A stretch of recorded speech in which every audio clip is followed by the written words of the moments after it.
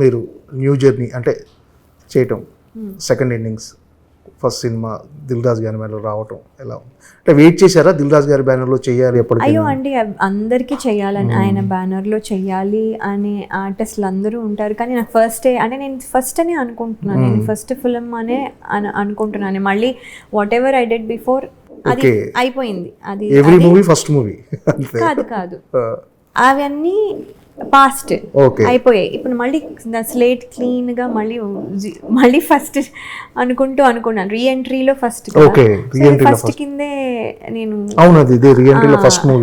First movie అని నేను feel అవుతున్నాను. సో ఫస్ట్ మూవీనే దిల్ రాజు గారు బ్యానర్లో రావడం అనేది చాలా హ్యాపీగా ఫీల్ అవుతున్నాను అండ్ చాలా ప్రౌడ్గా ఫీల్ అవుతున్నాను. చెప్పుకోవడానికి కూడా నేను దిల్ రాజు గారు ప్రొడక్షన్లో చేస్తున్నాను అంటే చాలా గ్రేట్గా ఫీల్ అవుతున్నాను. అందరూ అవునా దిల్ రాజు గారు బ్యానర్ అని వెంటనే రియాక్షన్ అలా వస్తుంది. ఆహా ఎవరైనా అని ఎవరు అంటారు కదా. సో అలాంటి రెప్యూటెడ్ బ్యానర్లో చేయడం చాలా హ్యాపీగా అనిపిస్తుంది.